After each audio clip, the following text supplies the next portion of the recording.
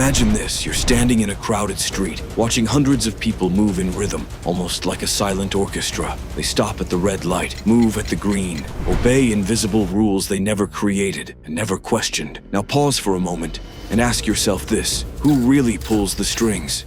Most people think they make their own decisions. They think they're free, but the truth is far darker. We live in a world built on obedience. Every system, every government, every corporation, even relationships, they all thrive on one thing: psychological submission. And the most dangerous part, people obey without ever realizing they're being controlled. In this video, we're going to enter the world they never wanted you to see, the world of mind control techniques.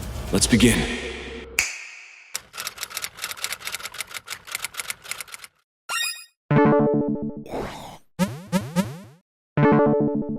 The origin of obedience.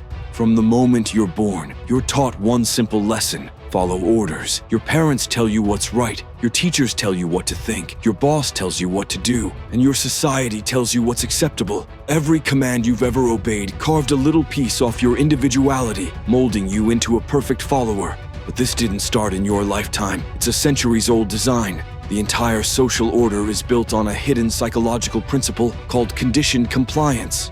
This principle states that when the human brain is repeatedly rewarded for obedience and punished for resistance, it begins to associate submission with safety and rebellion with danger. That's why so many people stay silent when they should speak up, why they agree when they should question, and why they follow orders that destroy their freedom or even their morality. Let's take a dark look back. During the Milgram experiment in the 1960s, psychologists discovered something terrifying. Ordinary people were willing to electrocute another person to death if an authority figure simply told them to. They weren't evil, they were obedient. The manipulation machine. Now let's go deeper into the psychological engineering behind obedience. The human brain is lazy. It loves shortcuts, what psychologists call cognitive biases. Controllers know this. They exploit these biases to shape reality for others. Here's how they do it: the illusion of choice. People hate feeling controlled, so the most effective manipulators never issue direct commands. They create controlled choices. Instead of saying, "Do this," they say, "Would you rather do it now or later?" Either answer serves their goal, but you'll feel like you made the decision yourself. The foot in the door technique. They start small, a harmless favor, a simple agreement, a little yes. Once you comply once, your brain's consistency bias kicks in. You feel obligated to continue obeying to remain consistent. Before you realize it, your obedience isn't being forced, it's self-justified. The fear loop.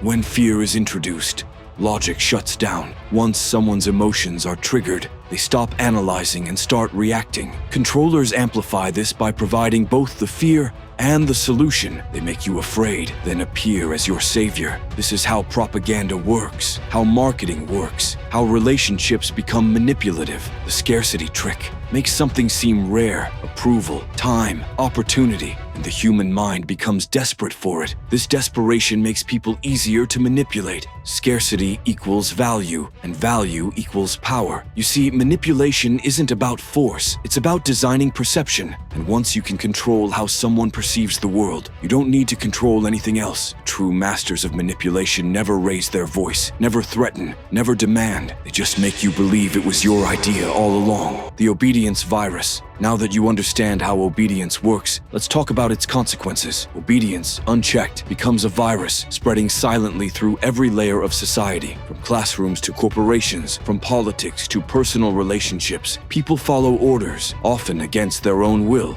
because they've been programmed to equate obedience with virtue. Think about it. As a child, you were rewarded for following rules. As an adult, you were promoted for compliance. And those who rebelled, they were punished, isolated, or labeled difficult. This constant conditioning doesn't just change behavior, it rewires the neural pathways of the brain. Over time, the act of obeying releases dopamine, the same chemical linked to pleasure. That's right, the brain learns to enjoy submission. This is the real psychological trick behind mass control. People don't have to be forced, they just have to be made comfortable obeying. And once obedience feels good, freedom starts to feel like a threat. That's how the masses are controlled, not through chains, but through comfort.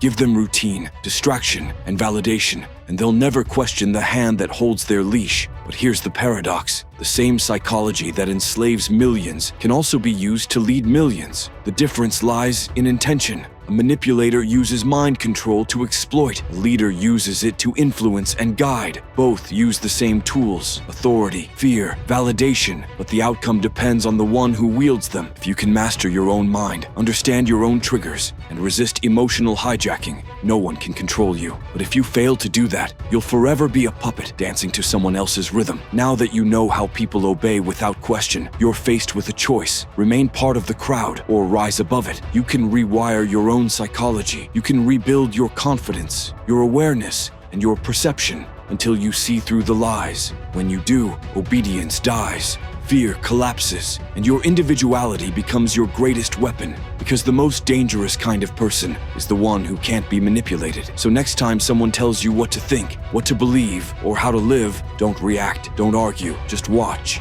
See the strings they're trying to pull and quietly cut them. That's how true power begins, not by controlling others, but by mastering your own mind.